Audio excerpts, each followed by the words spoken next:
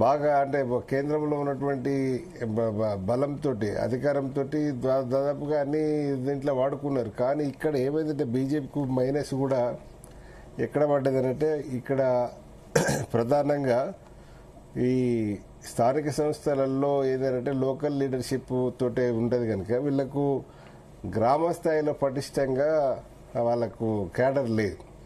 పట్టణాలలో మాత్రమే ఆశతోటి పెట్టుకున్నారు. ఇప్పుడు పట్టణాల కాడికి వస్తే అన్నీ కూడా అంటే కాంగ్రెస్ ముందుకు వచ్చింది, బీఆర్ఎస్ ముందుకు వచ్చింది. కాబట్టి ఇక్కడ బీజేపీ కొంత అడుగుబట్టినటువంటి పరిస్థితి అప్పుడే.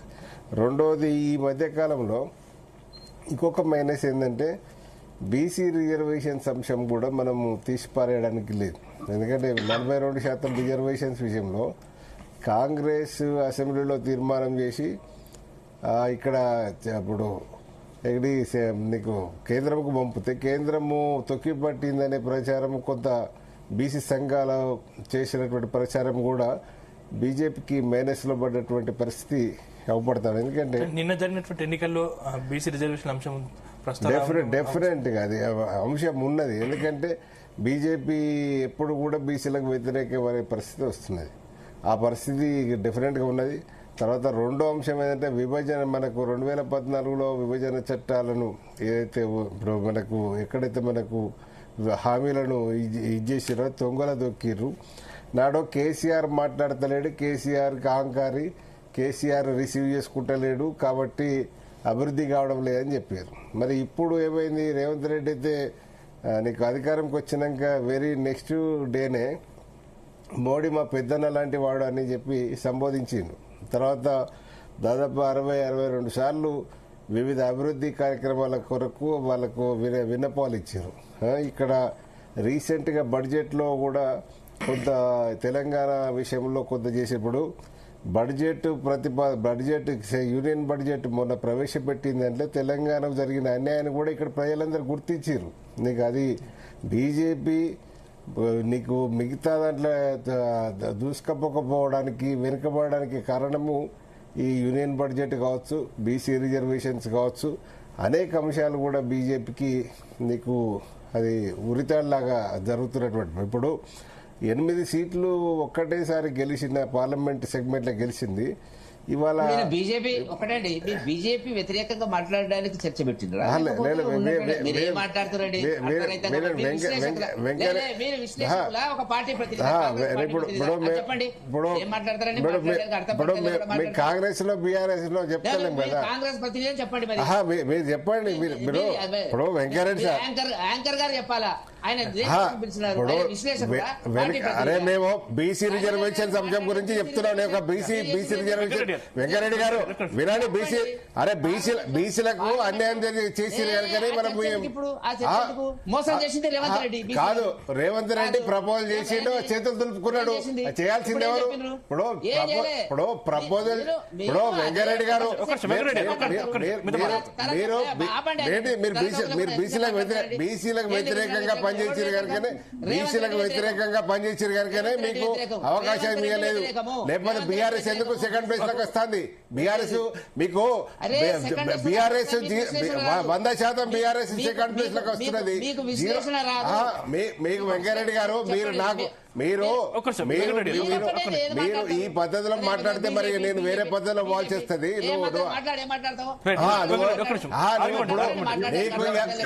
ఇవాళ వినండి కాదు వెంకరెడ్డి గారు మీరు వినండి.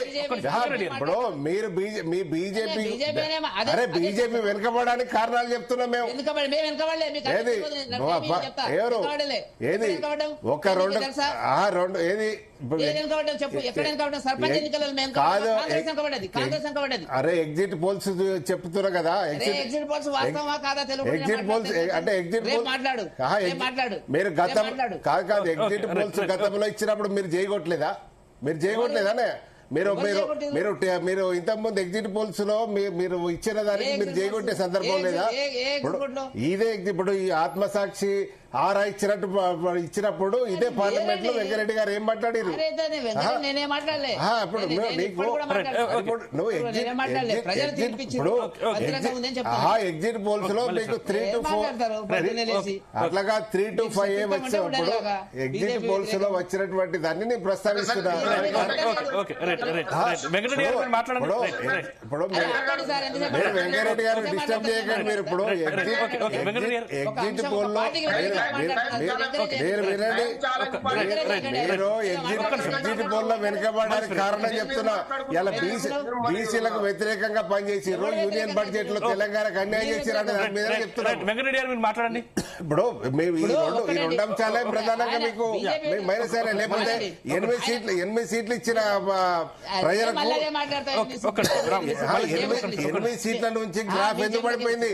జూబ్లీహిల్స్ లో కంటోన్మెంట్ లో డిపాజిట్ ఎందుకు రాలి మీకు? వెంకటరెడ్డి గారు మీరు మాట్లాడండి.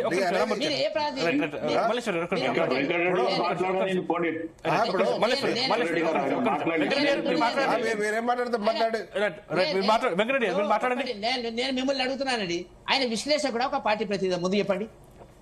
ఏది ఇక్కడ అంటే ఇప్పుడు బీజేపీకి భజన చెప్తారా? అరే మీకు బీజేపీ భజన చెప్తారా? బీజేపీ బలం కాదు, మా బలహీనతలు చెప్పండి. బీజేపీకి భజన చేస్తే భజన చేయాలా? ఇప్పుడు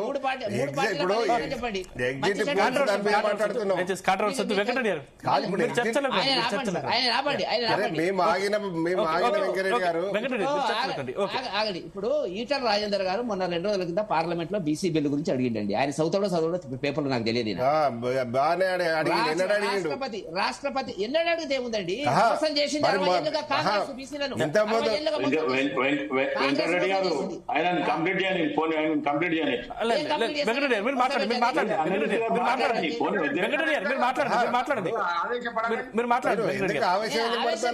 ఆయన వరుస పెట్టి బీజేపీ బీజేపీ బీజేపీ. అరే 2 మైనస్లన్నీ బీజేపీకి అని చెప్తున్నాము. మైనస్ చెప్పడానికి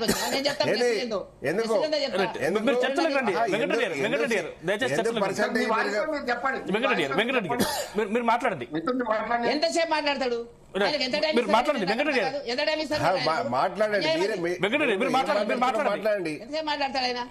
వెంకటరెడ్డి గారు నేనేమంటున్నా అంటే బీజేపీ వెనకబడ్డది అనే తలతోక లేకుండా మాట్లాడుతున్నాడు. ఏడు వెనకబడ్డామండి? దుబ్బాకల అడ్రస్ లేకుండా కాంగ్రెస్ కొట్టినాడు. దుబ్బాకలో ఉన్నప్పుడు నువ్వు ఏ పార్టీలో ఉన్నావు? దుబ్బాకలో ఉన్నప్పుడు దుబ్బాకలో ఉన్నప్పుడు ఏ పార్టీలో ఉన్నావు? హైదరాబాద్ లో 48 సీట్లు గెలిచినాడు. ఎమ్మెల్సీ ఎన్నికల్లో గెలిచినాడు. 3 సీట్లు గెలిచినప్పుడు, 8 సీట్లు లోక్సభ గెలిచినప్పుడు, 16% అసెంబ్లీలో వచ్చిన ఓటు శాతం 35% పెరిగినప్పుడు వీటి గురించి ఎందుకు చెప్పరు? వెనకబడ్డది అని చెప్తున్నారు. రేపు ఏమైతుందో తెలియదు. గట్ల మాట్లాడు. ఏమైందో తెలియక వెనకబడ్డదని ఒప్పుకోవాలి కదా. ఎవరు వెనకబడ్డది అర్థం కానీ నేను చెప్తా. అరే ఎగ్జిట్ పోల్స్ వచ్చిన దాని మీద మీరు చెప్పండి.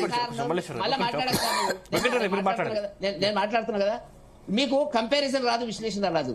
నిన్న మొన్న 3 రోజులు ఆరోగ్యం సంబంధించిన రిపోర్టు ఎట్లుంది, ఇవాళ ఎట్లుంది, రేపు ఎట్లుంది అనేది ఇంప్రూవ్మెంట్.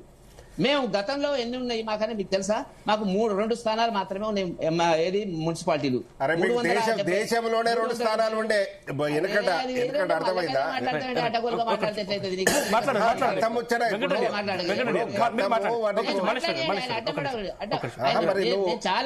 చాలాసేపు మాట్లాడిన తర్వాతనే నా పాయింట్ నేను అనలే. నన్ను ఒక్క నిమిషం కూడా మాట్లాడకుంటే ఎట్లయితుంది? 362 సీట్లు మేము ఇది వార్డులు గెలిచామండి. రేపు మేము ఎన్ని గెలుస్తాము? అంతకంటే తక్కువ వస్తే వెనుకబడ్డదని ఆలోచించాలి. మేము 2 మున్సిపాలిటీలు ఉన్నాయి. ఇలా మీరే చెప్తున్నారు, ఒప్పుకుంటలేరు. మీరు ఇంకా ఒప్పుకోవడానికి ఇష్టం లేదు. నిజామాబాద్ ప్లస్ కరీంనగర్ మేయర్లు వస్తే అది గొప్ప విషయం. అది కూడా అనుమానంగా చెప్తున్నారు.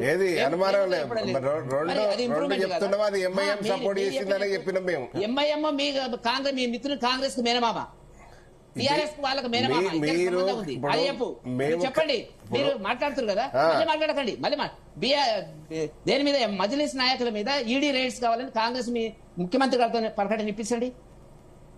వాళ్ళు అన్యాయం చేస్తున్నారు, అక్రమం చేస్తున్నారు. ఈడీ రైట్స్ కావాలా వాళ్ళ మీద? ఎందుకు బీజేపీ వేయడం లేదని చెప్పమనండి.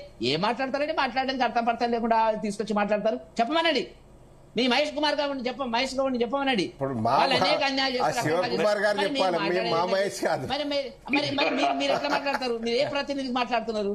వాళ్ళ మీద రైట్స్ కావాలనేటువంటిది ఏది? మీరు ఎవరు మాట్లాడడానికి? రైట్స్ వాళ్ళ మీద ఉన్నాయా? రైట్స్ వాళ్ళ సంగతి. లేదు వాళ్ళు మాట్లాడాలి. వెంకటరెడ్డి గారు జర్నలిస్ట్ లో మాట్లాడిన దాంట్లో గతంలో కూడా మీరు మొత్తానికి కాంగ్రెస్ ఓట్లు చీల్చడానికి చేస్తున్నారు. మేము కూడా ఎన్నో అంటే మీ సార్లు ఓట్లు- మీ మాట్లాడడం ఓట్లు- జరిగింది. ఇటు మొత్తానికి ఏమవుతుందంటే మీ ఓట్లు- హైదరాబాద్ కు వచ్చే వరకు వాళ్ళు ఒకటే పార్లమెంట్ లో నిలబడతారు. మొత్తానికి దేశానికి పోతే మొత్తానికి ఏమంటారండి మీరు కూడా? బీజేపీకి బీ టీం అనేది అందరికీ తెలుసు. వాళ్ళు జగమే సత్యం. బీ టీం మరి మీకెందుకు బీ టీం అయింది? మీరెందుకు సంసారం చేస్తున్నారు? రాత్రి పొద్దున వాళ్ళతో అక్రమ సంబంధం మీరెందుకు పెట్టుకున్నారు? మాతో ఉంటే మీరెందుకు పెట్టుకున్నారు? చెప్పండి, దమ్ము ధైర్యం అంటే ఆ మాట చెప్పాలి. హైదరాబాద్ కేంద్రంగా చార్మినార్ లో చెప్పండి. దారుల్ సలాం కు మీకు ఉండే సంబంధం ఏంది? మాతో అక్రమ సంబంధం ఉంటే మీరెట్లా సంసారం చేస్తున్నారు? అక్రమ సంబంధం ఉన్నప్పుడు వదిలేయాలి కదా మీరు. అక్రమ సంబంధం ఉన్నటువంటి సంసారం చేయొచ్చు. ఎంఐఎంఓలది ఒక రీతి ఉంది కదా వెంకటరెడ్డి గారు. ఎంఐఎంఓలది ఒక రీతి, ఎవరి అధికారంలో ఉంటే వాళ్ళని పోయి పట్టుకోవడం అనేది మనం గతం నుంచి చూడడం జరుగుతుంది. ఇప్పుడు కాంగ్రెస్ పార్టీ అధికారం ఉంది కాబట్టి వచ్చింది. గతంలో బీఆర్ఎస్ అధికారం ఉంటే కాక మామ చాచా అని అటుపోయారు. మనకు తెలియదు ముందు ఎంఐఎంఓల గురించి. మీ స్వార్థం కోసం అట్లా చేస్తారు మీరు. మీ స్వార్థం కోసం మీరు అట్లా చేస్తారు. నీతి నియమాలు మీకు లేవు. అదే ఆ రాజకీయం మీరు చెప్పేటువంటిది. మీరు దిగజారి వాళ్ళతో వాళ్ళ కాలు మొక్కి వాడు ఏమంటాడు మన రావు గాని రెడ్డి గాని నా దగ్గర రావాలా అన్నాడు.